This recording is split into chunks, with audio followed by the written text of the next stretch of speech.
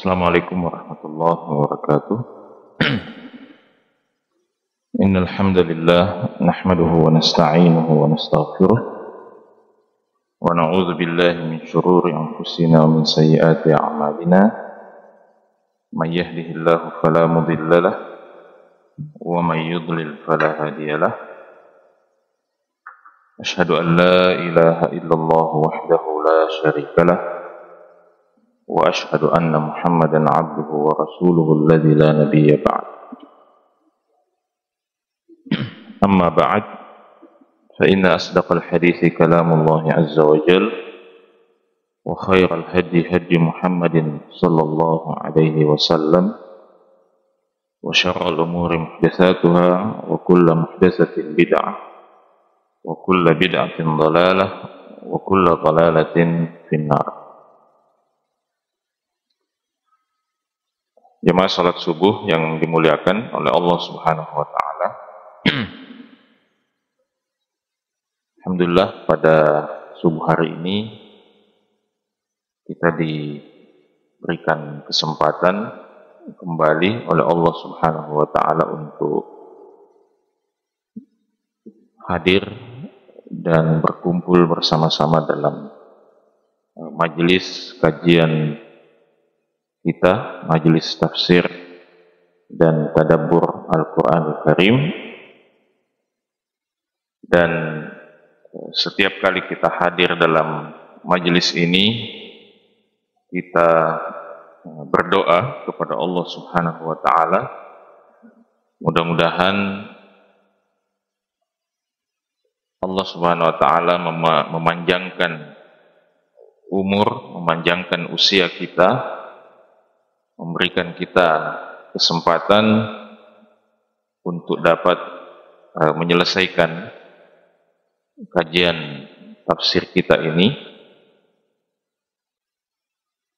Dan tentu saja yang lebih penting lagi daripada itu adalah mudah-mudahan Allah Subhanahu wa taala berikan kita hidayah, memberikan kita kekuatan sehingga di samping dapat menyelesaikan kajian tafsir ini, kita juga diberikan hidayah untuk dapat mengamalkan apa yang kita pelajari, apa yang kita kaji bersama dalam majelis ini.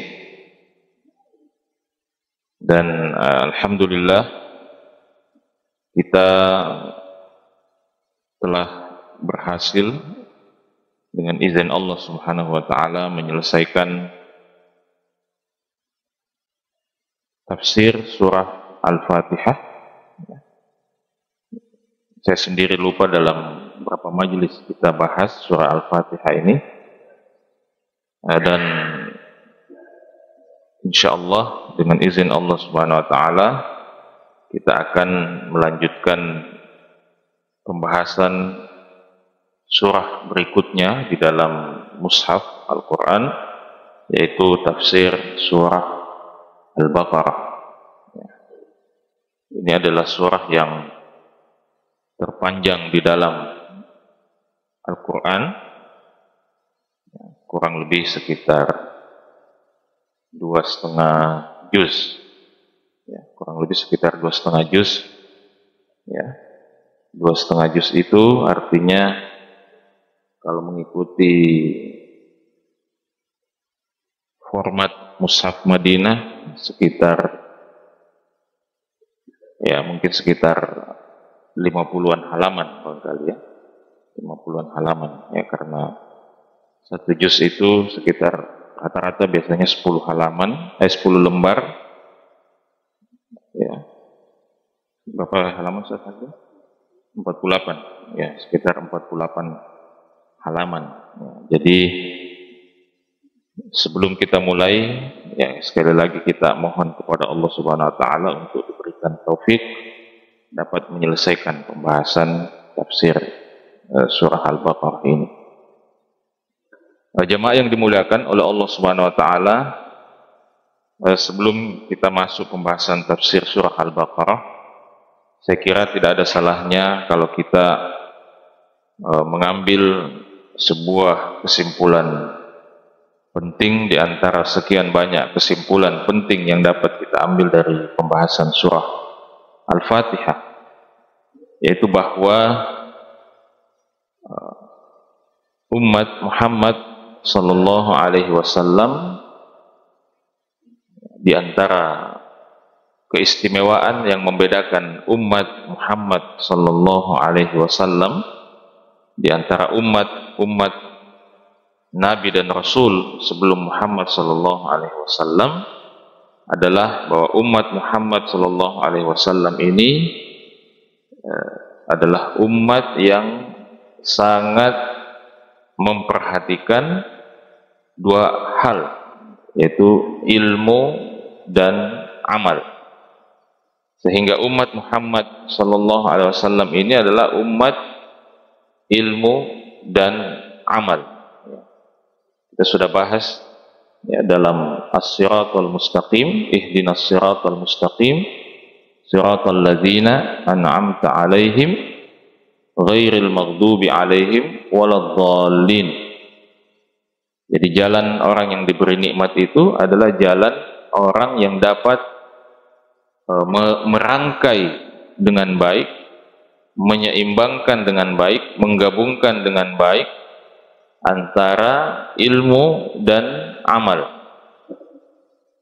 Nah, kapan orang itu tidak bisa menyeimbangkan antara ilmu dengan amal, maka dia akan terjebak atau dia akan bisa dianggap memiliki karakter, ya, salah satu dari dua karakter yang tidak disukai oleh Allah Subhanahu wa taala, yaitu karakter al-maghdubi alaihim, orang yang dimurkai, atau karakter orang yang ad-dhallin, orang yang sesat. Kita tahu bahwa orang yang dimurkai itu adalah orang yang punya ilmunya, tahu ilmunya, tetapi dia tidak mengamalkan, ya. Bahkan karena dia sudah tahu ilmunya, dia berusaha mencari celah, dia berusaha mencari cara bagaimana caranya supaya dia tidak perlu melakukan atau dia tidak perlu mengamalkan, dia tidak perlu mengerjakan apa yang sudah dia ketahui itu. Nah, karena itu ya, ulama kalau dia seperti ini, maka dia mempunyai karakter al-maghdubi alaihim, karakter orang yang dimurkai oleh Allah Subhanahu wa taala, yang dalam hal ini secara atau dalam skala bangsa, dalam skala umat itu diwakili oleh bangsa Yahudi. Nah, ini yang pertama. Dan ketika orang malas atau tidak mau berilmu, ya, tidak mau mempelajari ilmu yang benar, ya, hanya semangatnya beramal saja, maka dia bisa terjatuh dalam karakter yang kedua, yaitu karakter ad-dhallin, ya, orang-orang yang sesat, yang secara dalam skala besar atau dalam skala umat ini diwakili oleh orang-orang Nasrani yang punya semangat beribadah tetapi tidak punya ilmu atau tidak memiliki panduan yang benar untuk berilmu. Itulah sebabnya, seperti yang juga sudah pernah kita sampaikan, itulah sebabnya mengapa barangkali hikmahnya kenapa kemudian wahyu pertama yang diturunkan kepada Nabi kita Muhammad sallallahu alaihi wasallam itu adalah Iqra bismi rabbikal ladzi khalaq. Ya, bacalah dengan nama Tuhanmu yang telah menciptakan. Dan Iqra, membaca itu adalah merupakan salah satu perangkat utama untuk berilmu. Salah satu perangkat utama untuk berilmu. Nah, itulah sebabnya mengapa juga di dalam agama kita ini berilmu atau upaya untuk menuntut ilmu ini mempunyai kedudukan yang juga sangat-sangat penting. Ya. Saya kira sudah berulang-ulang kali kita mendengarkan penjelasan Nabi Shallallahu Alaihi Wasallam tentang apa yang disebut dengan fadlul ilmi, keutamaan menuntut ilmu itu. Bahkan kalau kita mau mengikuti jejak para ulama salaf rahimahumullah dalam hal menuntut ilmu ini, maka bagi mereka menuntut ilmu ini sama saja dengan orang pergi berjihad fisabilillah. Yang namanya orang pergi berjihad fisabilillah itu bukan sekedar ya apa adanya, ya, tetapi memang mengorbankan apa saja yang dimiliki untuk berjihad fisabilillah, untuk berjihad di jalan Allah subhanahu wa ta'ala. Makanya kalau tidak salah Al-Khatib Al-Baghdadi rahimahullahu ta'ala pernah mengatakan bahwa seseorang itu tidak akan berhasil dalam menuntut ilmu. Bukan Al-Khatib Al-Baghdadi yang mengatakan, tetapi dia menukil perkataan seorang ulama yang mengatakan bahwa seorang itu tidak akan berhasil dalam menuntut ilmu kecuali pertama katanya illa man attala dukkanahu, kecuali orang yang membuat bangkrut tokonya sendiri, wa kharraba bustanahu, dan dia membiarkan kebunnya atau sawahnya, kalau di kita di Indonesia sawahnya rusak. Bahkan yang lebih ini lagi, apa yang dikatakan yang ketiga ini, dia katakan wa mata aqrabun nasi ilaihi wa lam yahdur janazatahu, dan ketika keluarga paling dekatnya meninggal dunia dia tidak sempat lagi hadiri jenazahnya. Jadi meskipun ya sebagian banyak ulama yang mengatakan ungkapan ini terlalu berlebihan barangkali, tetapi ini barangkali menunjukkan betapa bahwa seorang penuntut ilmu itu sebenarnya kalau dia mau jadi penuntut ilmu sejati, maka dia ya harus membayangkan dirinya seperti orang yang pergi berjihad fisabilillah, bahwa dia akan mengorbankan hartanya, dia akan mengorbankan bahkan jiwanya, ya, apalagi tentang waktunya. Karena itu di dalam muqaddimah Sahih Muslim dinukilkan ungkapan seorang ulama yang mengatakan la yustata'ul ilmu birahatil jasad, bahwa ilmu itu tidak bisa dicapai, tidak bisa diraih, ya, kita tidak akan bisa sampai pada puncak ilmu itu birahatil jasad, dengan tubuh atau dengan badan yang selalunya mau istirahat, maunya rehat, ya, raha itu sudah jadi bahasa Indonesia jadi rehat, ya. Jadi sedikit-sedikit mau istirahat, ya, sedikit-sedikit jalan-jalan, ya, sedikit-sedikit ya itu maunya senang-senang. Itu kata para ulama la yustata'ul ilmu birahatil jasad. Karena itu di dalam sejarah peradaban Islam kita akan lihat bagaimana penghargaan terhadap ilmu ini diberikan dengan sangat luar biasa, ya. Di dalam beberapa peperangan, ya, ketika Nabi Shallallahu Alaihi Wasallam menawan orang-orang kafir, ya, maka salah satu model atau salah satu cara untuk membebaskan orang kafir itu adalah orang kafir itu disuruh untuk mengajarkan apa yang mereka ketahui kepada kaum muslimin. Kalau umat Islam itu melakukan mengirimkan misi-misi jihad, yang mengirimkan pasukan untuk berjihad ke suatu wilayah, maka ketika kemenangan berhasil diraih, maka salah satu hal pertama yang langsung difikirkan oleh umat Islam ketika itu adalah bagaimana dapat segera mewujudkan sebuah institusi atau sebuah lembaga keilmuan, ya. Makanya masjid itu biasa disebut juga dengan jami'. Ya, jadi mungkin kalau kita ikuti kalau hari ini itu kalau bahasa Arabnya universitas itu al-jami'atu, ya, al-jami'atu, ya, itu universitas, ya.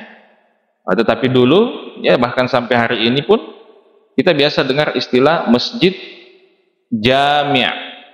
Biasa dengar istilah masjid jami'. Itu asalnya al-masjidu al-jami'u, ya. Jadi al-jami'u itu tinggal ditambah tak marbuta di belakangnya, itu sudah menjadi al-jami'atu. Makanya Universitas Al-Azhar, ya, hari ini disebut Jami'ah Al-Azhar, itu dulu namanya adalah Jami' Al-Azhar. Kenapa? Karena tempatnya di masjid. Jadi seperti yang pernah saya sampaikan, bahwa masjid di awal-awal sejarah Islam itu sama levelnya dengan universitas, ya, sama levelnya dengan universitas. Maka kita pernah sampaikan di sini, tidak heran kalau seorang ulama seperti Atha bin Abi Rabah yang tidur di masjid selama 20 tahun itu kemudian menjadi seorang ulama besar di zamannya, di zaman tabi'in. Bahkan gubernur Mekah pada waktu itu sempat menyampaikan instruksi bahwa tidak ada yang boleh berfatwa selain Atha bin Abi Rabah. Nah, jadi itu sebenarnya konsep masjid di dalam Islam, ya. Jadi bagaimana ilmu itu sangat-sangat diperhatikan. Dan itu pula sebabnya mengapa kita sering mendengarkan, ya, sering membaca bagaimana pengorbanan para ulama kita rahimahumullah dalam upaya mereka untuk menuntut ilmu, ya. Sehingga, ya, kalau kita mau bercermin dengan apa yang mereka lakukan, ya, kita ini akan sadar bahwa sebenarnya kita ini belum melakukan apa-apa, ya, belum. Artinya kalau kita mau bandingkan dengan apa yang para ulama kita dahulu itu lakukan dalam upaya mereka menuntut ilmu, kita ini belum ada apa-apanya, ya. Ya, artinya kalau mau dipersentase, barangkali kita ini, ya, mungkin paling tinggi barangkali 1% saja yang kita lakukan dari apa yang mereka lakukan. Artinya dari pengorbanan yang mereka lakukan, ya, dari upaya usaha keras yang mereka lakukan untuk menuntut ilmu, ya. Ya, saya misalnya teringat kisah salah seorang murid Imam Ahmad Ibnu Hanbal rahimahullah, ya, namanya Baqi bin Makhlad Al-Andalusi, ya. Mungkin ada yang pernah dengar kisah tentang Baqi bin Makhlad Al-Andalusi, ya. Kalau dilihat namanya sudah jelas, Al-Andalusi itu artinya dia berasal dari Andalus, ya, Spanyol, ya. Spanyol sudah pulang, ya. Seandainya masih ada Andalus hari ini, itu mungkin kesebelasan Andalus yang main, ya. Tapi karena sudah tidak ada Andalus, ya. Ya. Jadi Baqi bin Makhlad Al-Andalusi rahimahullahu taala. Baqi bin Makhlad Al-Andalusi tinggal di Andalus. Jadi kalau kita bicara ini, coba bayangkan itu peta dunia itu, ya, peta dunia antara Andalus, ya, atau Spanyol dan Portugal pada hari ini dengan Irak, ya. Imam Ahmad tinggal di Irak, ya. Imam Ahmad tinggal di Irak, ya, di Baghdad. Jadi coba bayangkan, ya, Baqi bin Makhlad Al-Andalusi rahimahullah ini ketika dia sudah bertekad, berazam untuk belajar kepada Imam Ahmad, maka dia akhirnya berjalan kaki meninggalkan negerinya Andalus untuk bertemu dengan Imam Ahmad. Ya. Jadi jalan kaki dari Andalus untuk bertemu dengan siapa? Dengan Imam Ahmad Ibnu Hanbal rahimahullah. Nah, begitu dia sudah hampir sampai di Baghdad, tiba-tiba baru sampai kepada dia kabar, berita bahwa saat itu Imam Ahmad sedang mengalami, istilahnya kalau sekarang itu seperti penahanan, ya. Dia jadi tahanan rumah Imam Ahmad itu pada waktu itu karena persoalan Al-Quran itu makhluk. Ya, kita tahu bahwa pada waktu itu para sebagian khalifah terpengaruh dengan pandangan Mu'tazilah. Jadi Mu'tazilah itu mengatakan bahwa Al-Quran itu adalah makhluk dan bukan firman Allah, bukan kalamullah. Nah, sebagian khalifah terpengaruh dengan pandangan ini sehingga kemudian ulama-ulama yang ada pada waktu itu semuanya istilahnya di screening test, begitu ya. Pokoknya dites satu-satu, apa pandanganmu tentang Al-Quran. Kalau dia mengatakan Al-Quran itu kalamullah, Al-Quran itu firman Allah, maka dia akan dihukum, ya. Dia akan dihukum, dicambuk atau dimasukkan ke dalam penjara. Sehingga ada juga sebagian ulama yang terpaksa istilahnya berbohong, ya. Mulutnya mengatakan Al-Quran itu makhluk, tetapi hatinya mengatakan Al-Quran itu tetap kalamullah. Nah, salah satu ulama yang bertahan itu adalah Imam Ahmad Ibnu Hanbal rahimahullahu taala, ya.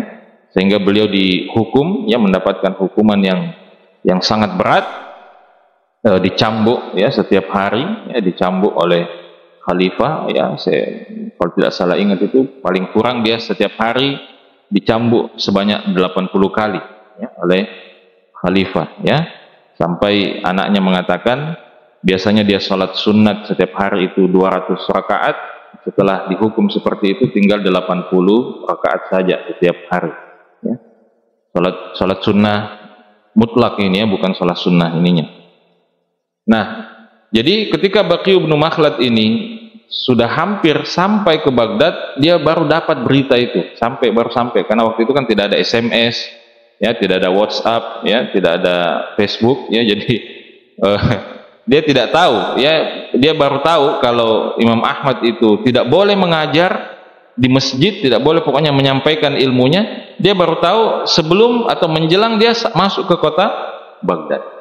Jadi cobalah kita bayangkan kalau kita jalan kaki dari Andalus ke Baghdad untuk bertemu dengan seorang ulama, lalu begitu akan sampai di kota ulama itu, tiba-tiba sampai kepada kita berita bahwa dia tidak boleh mengajar, ya, istilahnya dia menjadi tahanan politik, ya. Tidak boleh ada yang bertemu dengan dia, tidak boleh ada yang belajar kepada dia, dia tidak boleh bicara, dia tidak boleh mengajar, menyampaikan kuliah. Jadi kita bayangkanlah bagaimana perasaan Baqi bin Makhlad Al-Andalusi rahimahullah ta'ala. Maka tetapi dia tetap, karena dia sudah sampai, ya, akhirnya dia sampai di Baghdad. Kemudian dia setelah mencari penginapan, dia meletakkan semua barang yang yang dia bawa. Dia kemudian pergi ke masjid, ya, ke Masjid Jami', ya, yang tadi kita sebut itu, untuk hadir dan duduk di majelis yang ada di masjid itu. Kebetulan ketika dia masuk ke masjid itu, dia tertarik untuk menghadiri salah satu majelis hadis, ya, majelis hadis yang pada waktu itu diisi oleh seorang ulama hadis besar pada zaman itu, yaitu Yahya Ibnu Ma'in rahimahullah ta'ala, ya. Yahya Ibnu Ma'in rahimahullah. Jadi majelisnya ini majelis al-jarh wa ta'dil. Jadi majelis di mana perawi-perawi hadis atau orang-orang yang meriwayatkan hadis itu dibahas, ya, dibahas. Ini fulan bin fulan ini dhaif, ini fulan bin fulan thiqah, bisa dipercaya hadisnya, ini bisa jadi itu majelisnya, ya. Maka setelah ada kesempatan bertanya, maka Baqi bin Makhlad angkat tangan, saya mau bertanya. dia tanyakan beberapa hal. Jadi sambil berdiri dia bertanyakan beberapa pertanyaan, sampai akhirnya karena terlalu banyak dia tanyakan, orang-orang di majelis itu mengatakan ghairuka lahu su'al rahimakallah. Yang lain juga ada pertanyaannya. Ya, mudah-mudahan Allah merahmatimu, begitu ya. Orang-orang yang hadir mengatakan seperti itu kepada dia. Maka Baqi bin Makhlad mengatakan, pertanyaan terakhir dari saya, ya. Soal terakhir bertanya, karena saya ini orang datang dari jauh, ya. Jadi saya mau ada satu soal yang saya mau tanya. Bagaimana pendapat Syekh tentang Ahmad ibn Hanbal? Jadi dia tanya kepada Syekh yang hadir di majelis itu, bagaimana pendapat Syekh tentang Ahmad ibn Hanbal? Maka Yahya bin Ma'in mengatakan, orang seperti saya ditanyakan tentang Ahmad ibn Hanbal, ya. Jadi orang seperti saya, maksudnya kepada orang seperti saya engkau bertanya tentang Imam Ahmad ibn Hanbal, dia mengatakan zaka imamul muslimin, itu adalah imamnya kaum muslimin. Dan artinya dia mengatakan, saya ini tidak pantas membicarakan siapa Imam Ahmad ibn Hanbal. Padahal kalau kita tahu, ya, nanti silahkan coba cari biografinya. Yahya bin Ma'in itu seorang ulama hadis yang sangat disegani pada waktu itu, sangat disegani. Nah, singkat cerita, kemudian Baqi bin Makhlad ini tetap berusaha untuk bertemu dengan Imam Ahmad bin Hanbal rahimahullah, dan singkat cerita dia akhirnya berhasil bertemu dengan Imam Ahmad. Kemudian dia sampaikan maksud dan tujuannya datang ke Baghdad, meninggalkan kampung halamannya di Andalus. Maka Imam Ahmad mengatakan, mungkin engkau sudah tahu, ya, apa yang sekarang ini aku alami, bahwa aku sekarang tidak boleh mengajar, tidak boleh mengisi pengajian di masjid dan lain sebagainya. Maka Imam Ahmad mengatakan, tapi kalau memang kau bersikeras untuk belajar, maka silahkan datang setiap hari di depan jendela rumah saya dalam penampilan sebagai seorang pengemis. Dan begitu kau datang, berikan kode. Ya, kodenya apa? Kodenya itu as-sadaqah rahimakallah. Ya, kalau bahasa bebasnya kita sekarang itu minta sedekahnya Tuhan. Itu sandinya katanya. Jadi kalau sudah ada saya dengar bunyi begitu kata Imam Ahmad, maka berarti engkau sudah datang. Jadi setiap hari kemudian Baqi bin Makhlad ini datang ke rumah Imam Ahmad, kemudian di depan jendelanya dia bilang as-sadaqah rahimakallah. Kemudian Imam Ahmad buka jendelanya, kemudian Imam Ahmad sampaikan 2 atau 3 hadis, kemudian setelah itu dia pulang. Jadi begitu setiap hari, ya, setiap hari sampai akhirnya khalifah yang menguji orang dengan Al-Quran itu makhluk akhirnya meninggal dunia dan berganti dengan khalifah yang lain. Kemudian Imam Ahmad kembali, ya, mengajar dan lain sebagainya, dan Baqi bin Makhlad rahimahullah di kemudian hari dikenal sebagai salah seorang murid utama Imam Ahmad, sehingga kalau kita baca terjemahannya kita akan temukan namanya selalu disebut sebagai Al-Imam Al-Hafidh Baqi bin Makhlad Al-Andalusi rahimahullah. Jadi kalau kita lihat ini, maka betul-betul tidak ada apa-apanya yang kita lakukan pada hari ini dalam upaya kita untuk menuntut ilmu. Tidak ada apa-apanya dengan apa yang dilakukan oleh para ulama kita rahimahullah. Dan itu juga yang dilakukan oleh para orang tua. Jadi orang tua juga sangat menghargai, ya, ilmu, ya, ilmu syar'i, sehingga mereka juga berusaha, ya, memberikan apa yang mereka miliki agar supaya anak-anak mereka kemudian juga menjadi ulama besar. Ya, saya ingat dalam salah satu khutbah Jumat di sini di Masjid Wihda ini, saya pernah angkat tentang bagaimana seorang ulama hadis dari Irak kalau tidak salah,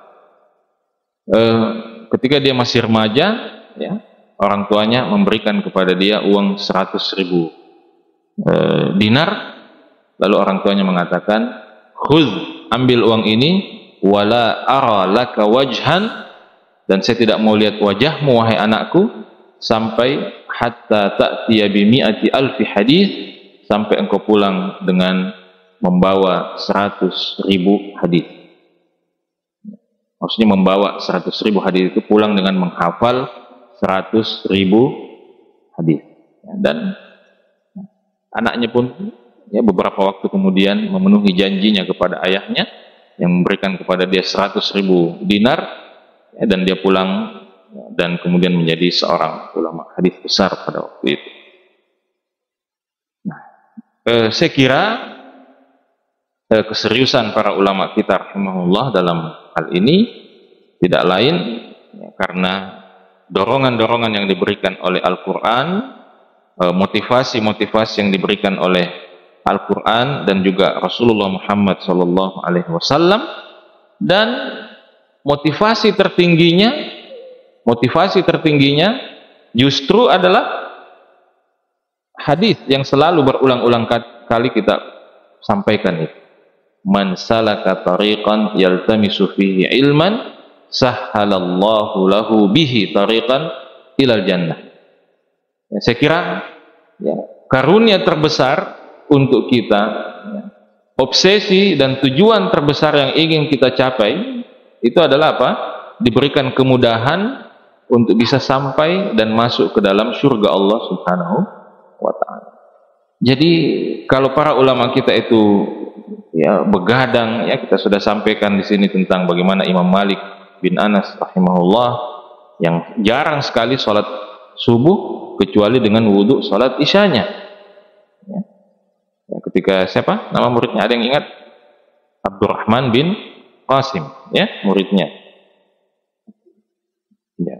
Kemudian budak wanitanya mengatakan apa? Bahwa hari ini dia genap berusia 49 tahun dan jarang sekali dia sholat subuh kecuali dengan wudhu sholat isyanya. Itu artinya dia tidak tidur. Nah, kenapa mereka melakukan itu? Itu semua karena surga Allah Subhanahu wa ta'ala, ya, karena mereka ingin mengejar surga Allah Subhanahu wa ta'ala. Ya.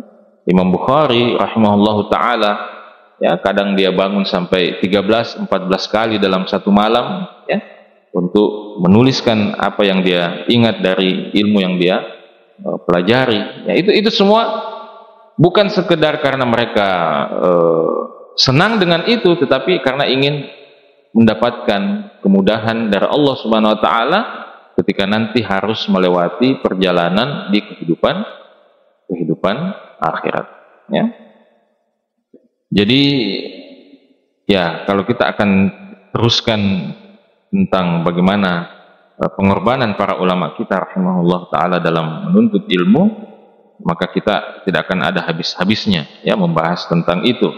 Maka sebagian penulis mengatakan, seandainya kisah-kisah itu tidak diriwayatkan kepada kita dengan jalur periwayatan yang dapat dipercaya, maka kita akan mengatakan bahwa kisah itu hanya dongeng saja, tidak mungkin terjadi, ya, dalam diri manusia yang terdiri dari daging, ya, tulang dan darah ini.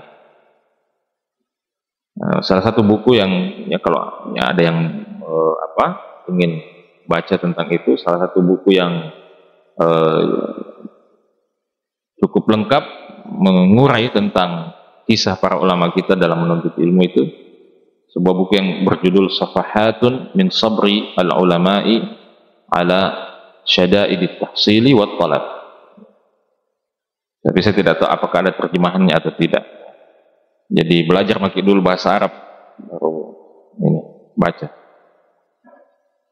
Baik, jemaah yang dimuliakan oleh Allah Subhanahu wa ta'ala, kita lanjutkan pembahasan tafsir surah Al-Baqarah. Surah Al-Baqarah, seperti yang kita sampaikan, adalah surah yang terpanjang di dalam Al-Quran, ya.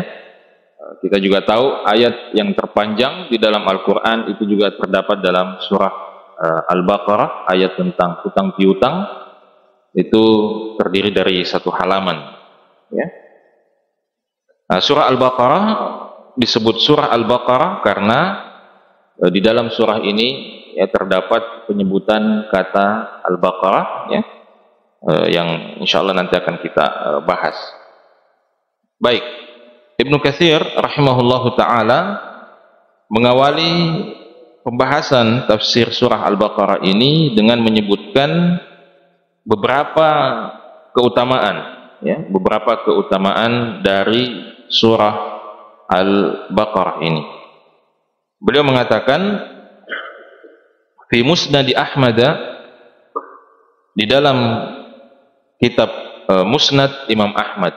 Ya, ini tadi kita baru singgung tentang Imam Ahmad, ya. Musnad Imam Ahmad ini salah satu karya terbesar Imam Ahmad bin Hanbal rahimahullah, sebuah kitab hadis yang terdiri, ya ada beberapa versi, tapi kalau versi yang saya miliki itu dia 24 jilid, ya, kitab Musnad Imam Ahmad. Jadi Musnad itu adalah kitab hadis yang pola dan sistematika penyusunannya itu bukan tematik, ya, bukan tematik. Artinya kalau kita biasa misalnya baca Riyadhus Shalihin, bab tentang ini, ya, bab tentang ini, atau kitab Thaharah, kemudian bab tentang menghilangkan najis, hadisnya 1, 2, 3, begitu ya. Itu namanya tematik, dia berdasarkan tema. Kitab nikah, hadis tentang nikah 1, 2, 3, itu namanya tematik. Nah, Musnad Imam Ahmad dan kitab hadis apapun nanti yang kita temukan di namanya itu Musnad, karena banyak nanti kitab hadis yang Musnad itu. Musnad itu didasarkan pada perawinya. Jadi sistematikanya itu berdasarkan perawinya, ya, terutama para sahabat. Jadi misalnya hadisnya Abu Bakar As-Siddiq apa saja, ya, dikumpulkan begitu dalam satu bab. Jadi sistematikanya Musnad itu seperti itu. Nah, karena sistematikanya seperti itu, maka mungkin bagi kita yang baru pertama belajar hadis itu agak berat untuk membaca kitab Musnad ini. Maka sebagian ulama, terutama ulama belakangan, kemudian berinisiatif untuk menyusun ulang, ya, sistematika Musnad Imam Ahmad itu dalam sistematika yang umumnya kita kenal sekarang ini, ya.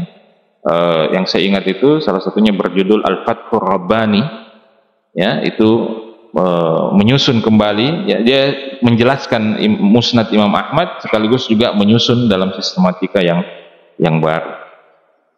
Dan sekedar informasi untuk kita, meskipun salah satu mazhab fikih yang bertahan sampai hari ini itu adalah mazhab Hambali atau mazhab Imam Ahmad Ibnu Hanbal, tetapi Imam Ahmad sendiri tidak pernah menulis sebuah kitab fikih, ya, tidak pernah menulis sebuah kitab fikih, ya. Jadi dari mana diambil fikihnya? Nah, ini saya bilang, ini, ya, kalau mau singgung lagi soal keseriusan para ulama menuntut ilmu, jadi murid-murid Imam Ahmad itu ketika mereka hadir di majelis Imam Ahmad, mereka kumpulkan penjelasan, fatwa, dan pandangan Imam Ahmad dalam masalah fikih. Jadi dia kumpulkan, ya, kemudian kumpulan fatwa atau kumpulan pandangan Imam Ahmad itu disebut dengan nama Masailu al-Imam Ahmad, Masail Imam Ahmad, ya, Masail Imam Ahmad. Dan ada beberapa muridnya yang mengumpulkan itu Masail Imam Ahmad. Bahkan salah seorang muridnya itu pernah ketika dia sudah belajar dari Imam Ahmad, dia pulang lagi ke kampungnya itu, jadi Imam Ahmad di Baghdad, kemudian kampung muridnya ini kalau tidak salah di wilayah Naisabur itu sudah hampir sampai ke Afghanistan, ya. Tapi begitu dia sudah sampai di kampungnya, dia dapat berita bahwa Imam Ahmad menarik, ya, mengubah beberapa fatwanya. Maka untuk memastikan itu dia kembali lagi ke Baghdad, ya, untuk bertemu Imam Ahmad. Ya, coba bayangkan itu, bagaimana itu para ulama kita dahulu. Kalau kita barangkali Kita cukup SMS saja, Ustaz. Betul tidak itu? Kita ya. Ada yang kita koreksi tak pandangan tak atau ya, atau kita Facebook saja Ustaz atau di WhatsApp ya. Jadi saya selalu bilang banyak ya, siap-siaplah kita ini dihisab oleh Allah Subhanahu wa taala atas semua kemudahan teknologi yang ada pada hari ini, tapi tidak membuat kita menjadi seorang alim, tidak membuat kita menjadi seorang ulama ya. Artinya saya tidak bisa bayangkan kalau dengan semua teknologi ini Imam Bukhari hadir dan masih hidup pada hari ini ya. Saya tidak tahu berapa banyak karya yang bisa dia hasilkan ya. Dengan tidak ada teknologi ini pun beliau sudah bisa melahirkan karya-karya yang seperti itu. Ya, jadi Ibnu Katsir rahimahullah mengatakan di dalam Musnad Ahmad dan Sahih Muslim, wa Tirmidzi dan Imam At-Tirmidzi, An-Nasa'i, ya, Sunan An-Nasa'i, an Abi Hurairah radhiyallahu taala anhu, dari Abu Hurairah radhiyallahu taala anhu. Ya, siapa nama aslinya Abu Hurairah? Abdurrahman bin Sakhar. Abdurrahman bin Sakhar ya. Kemudian lebih dikenal dengan Abu Hurairah. Dari Abu Hurairah radhiyallahu taala anhu, anna Rasulullah sallallahu alaihi wasallam qaal, bahwasanya Rasulullah sallallahu alaihi wasallam bersabda. Ini salah satu keutamaan surah Al-Baqarah. Nabi sallallahu alaihi wasallam mengatakan, la taj'alu buyutakum qubura. Janganlah kalian menjadikan atau membuat rumah-rumah kalian itu seperti kuburan. Seperti kuburan. Ya. Jadi bagaimana itu seperti kuburan?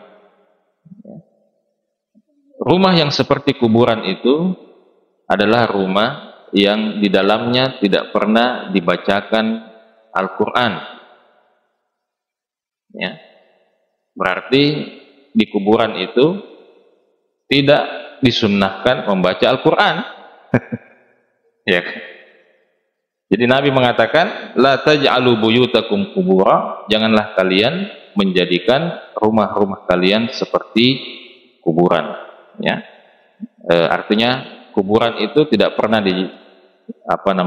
dipakai ditempati membaca Al-Quran, tidak pernah dipakai beribadah kepada Allah Subhanahu wa taala, tidak pernah dipakai mengerjakan salat-salat sunnah ya, tidak pernah dipakai berzikir ya, karena hanya kuburan yang tidak dipakai untuk itu ya. Maka kalau kita tidak gunakan rumah itu untuk hal-hal seperti ini, maka rumah kita itu seperti kuburan. Lalu Nabi mengatakan, fa innal baital ladzi tuqra'u fihi suratul Baqarah la yadkhuluhu syaitan, karena rumah yang dibacakan di dalamnya surah Al-Baqarah itu tidak dimasuki syaitan. Ya. Kemudian di dalam riwayat yang lain ya, dari Abdullah ibnu Mas'ud radhiyallahu taala anhu, ya, dia mengatakan, Abdullah ibnu Mas'ud mengatakan, inna syaitana yafirru minal baitil ladzi yusma'u fihi suratul Baqarah. Sesungguhnya syaitan itu akan lari dari rumah yang di dalamnya didengarkan bacaan surah Al-Baqarah. Makanya kalau biasanya kalau ada apa-apa di rumah itu, salah satu bentuk ruqyahnya itu adalah dengan membaca surah Al-Baqarah. Ya. Saya ingat salah seorang syekh dulu pernah bercerita bahwa dia pernah beberapa bulan mengalami asal sudah gajinya itu selalu hilang. Ya.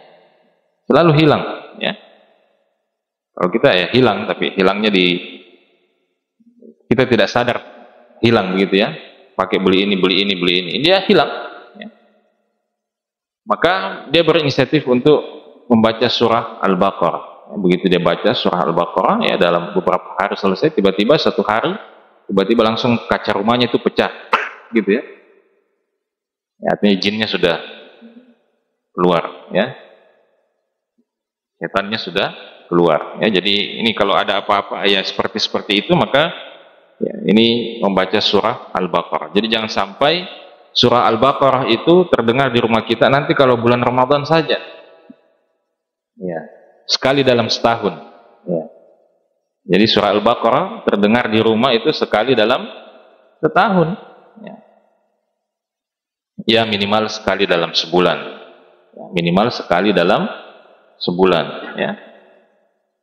Jadi ini Nabi SAW mengatakan, fa innal baita alladhi tuqra'u fihi suratul Baqarah la yadkhuluhu asyaitan. Ya, rumah yang dibacakan di dalamnya surah Al-Baqarah itu tidak akan dimasuki oleh syaitan. Kemudian diriwayatkan juga dari Abdullah bin Mas'ud, ya, Abdullah bin Mas'ud radhiyallahu taala anhu mengatakan, ini sahabat mengatakan, ma min baitin tuqra'u fihi suratul Baqarah, tidak ada satu rumah pun yang di dalamnya dibacakan surah Al-Baqarah, illa kharaja minhu syaitan, melainkan syaitan akan keluar dari rumah itu, walahu duratun, ya, dan syaitan itu mempunyai, mohon maaf, duratun itu artinya kentut, ya. Jadi bukan manusia saja yang bisa buang angin, ya, syaitan juga begitu, terutama kalau dia ketakutan, ya, apalagi kalau dibacakan surah Al-Baqarah, nah itu dia buang-buang angin itu setan. Jadi keluar rumah sambil buang-buang angin, ya. Dia lari dari rumah kita sambil buang-buang angin, ya, menurut Ibnu Mas'ud radhiyallahu taala anhu. Ya. Kemudian Abdullah bin Mas'ud radhiyallahu taala anhu juga mengatakan, man qara'a asyra ayatin min suratil Baqarah fi lailah, siapa yang membaca 10 ayat dari surah Al-Baqarah dalam satu malam, maka lam yadkhul dzalikal baita syaitanun tilkal lailah, maka rumah itu tidak akan dimasuki syaitan pada malam itu, ya, pada malam itu. Nah, 10 ayat ini apa saja? 10 ayat ini apa saja? Kata Ibnu Mas'ud, arba'un min awwaliha, 4 ayat pertama dalam surah Al-Baqarah. Kemudian yang kedua ayatul kursi, ayat kursi. Sudah berapa itu? Sudah 5. Kemudian wa ayatani ba'daha, 2 ayat sesudah ayat kursi. Sudah berapa? 7, ya. Kemudian yang terakhir wasalasu ayatin min akhiriha, 3 ayat pada akhir surah Al-Baqarah. Itu kata siapa? Kata Abdullah ibnu Mas'ud radhiyallahu taala anhu.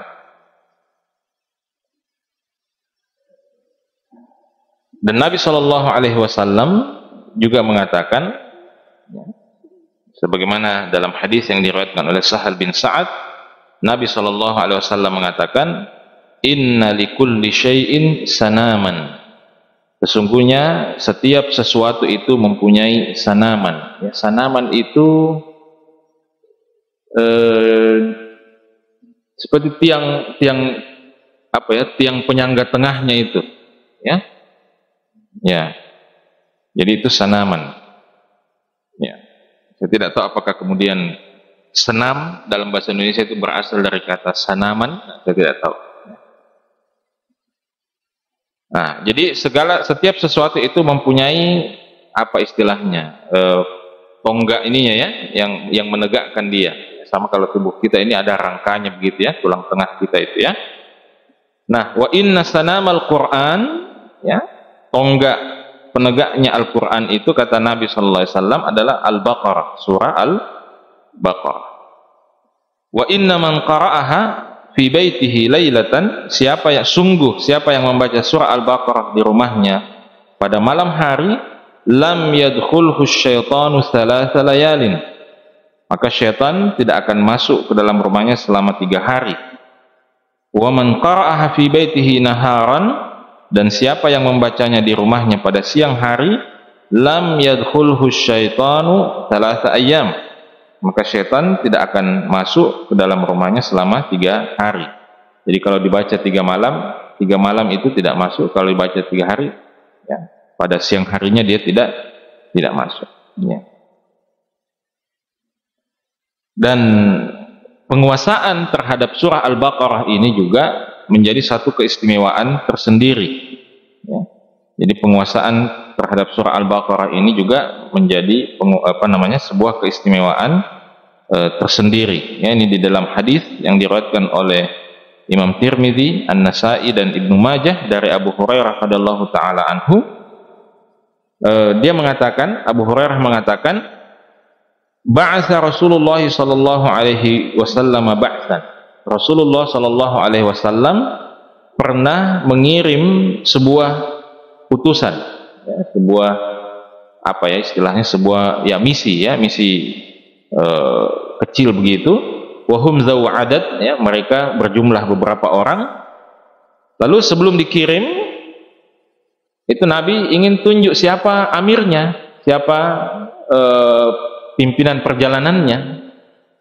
Fastaqra'ahum, maka Nabi pun minta satu-satu mereka itu untuk membaca, ya, atau minta mereka untuk membaca apa yang dia hafal dari Al-Quran. Ya. Fastaqra'a kulla wahidin minhum ma ma'ahu minal Quran. Jadi Nabi minta setiap orang dari rombongan itu, ya, untuk membaca apa yang dia kuasai atau apa yang dia hafal dari Al-Quran. Maka fa'ata ala rajulin min ahdathihim sinnan, maka Nabi pun mendatangi, ya, setelah didengar senjata, beliau datang kepada salah seorang dari mereka yang paling muda usianya, Faqal, lalu Nabi tanya kepada anak muda itu, ma ma'aka minal Quran, ya, apa yang engkau hafalkan dari Al-Quran. Maka anak muda ini mengatakan, ma'i kadza wa kadza, saya hafalkan ini dan ini, ya, dia tidak sebut di sini apa, kadza wa kadza, ya, ini dan ini, wa surat Al-Baqarah, dan surah Al-Baqarah,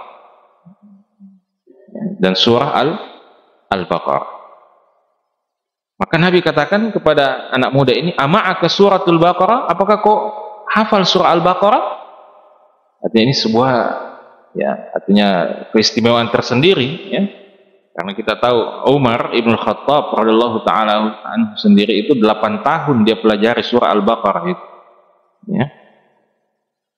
Maka Nabi katakan pada anak muda, apa kau hafal surah Al-Baqarah?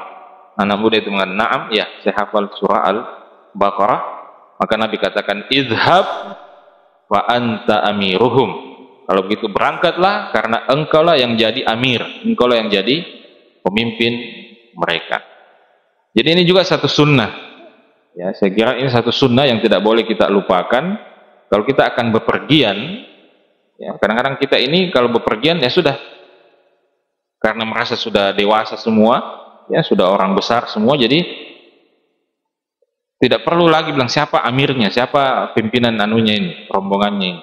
Itu sunnah itu sunnah.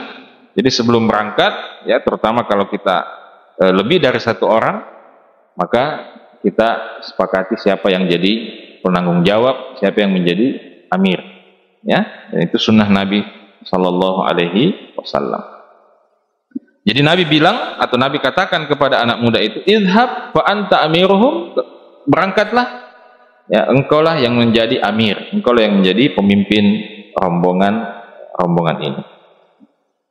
Maka setelah itu, ya, ternyata di antara rombongan itu ada istilahnya di sini min asyrafihim, ya, ada dari kalangan apa istilahnya, ya, kalangan orang terhormat lah begitu, ya, mungkin, ya, bangsawannya begitu.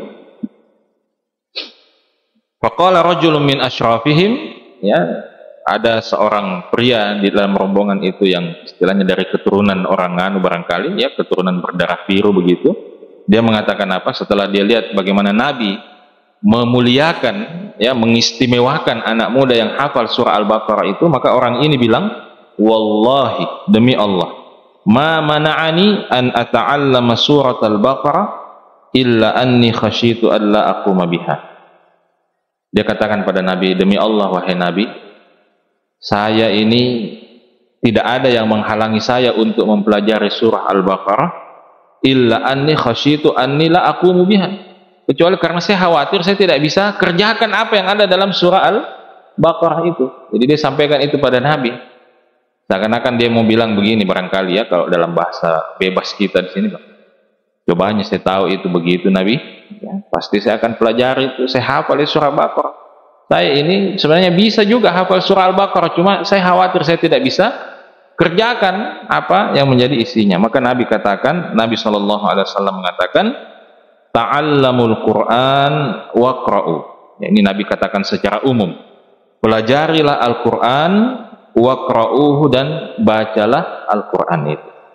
Wa inna mathalal Qur'ani, karena perumpamaan Al-Quran itu, liman ta'allamahu, ya, perumpamaan Al-Quran bagi orang yang mempelajarinya, faqara'a, lalu dia membacanya, wa qama bihi, lalu kemudian dia mengerjakannya, kata Nabi SAW, kamathali jarabin, seperti sebuah kantung, ya, jarab itu seperti kantong minuman itu, seperti kantong mahsyuwun miskan, yang dipenuhi dengan misk, ya, wewangian, ya, misk, yafuhu rihuhu min fi kulli makan, yang semerbaknya itu menyebar di seluruh tempat. Itu untuk seperti perumpamaan siapa? Orang yang apa?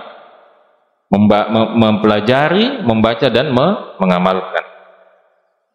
Wa masala man ta'allamahu, dan perumpamaan orang yang mempelajarinya, fayarqudu wa huwa fi jawfihi, kemudian dia tidur. Ya, maksudnya tidur ini dia tidak artinya dia pengamalannya tidak seintensif yang pertama, ya, tapi dia fi jawfihi, di dalam dirinya itu ada surah Al-Baqarah, ya, dia hafalkan itu surah Al-Baqarah.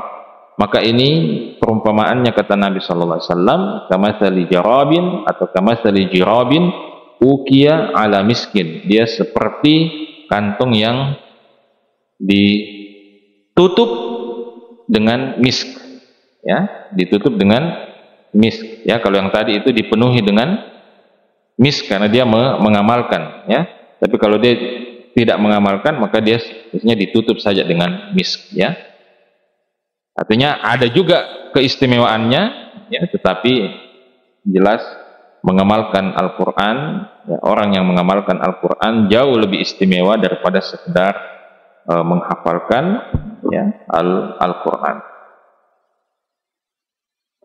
Kemudian di dalam hadis-hadis yang lain, ya, juga Nabi Shallallahu Alaihi Wasallam menyebutkan beberapa keistimewaan lain daripada surah Al-Baqarah ini, ya, diantaranya bahwa Nabi mengatakan, Iqra'ul Qur'an, bacalah Al-Quran, fa innahu syafi'un li ahlihi yaumal qiyamah, karena dia akan datang menjadi pemberi syafaat, ya, kepada keluarganya, ya, kepada keluarganya. Jadi Nabi sebut dengan istilah ahlihi, keluarganya Al-Quran, yaumal qiyamah, pada hari kiamat.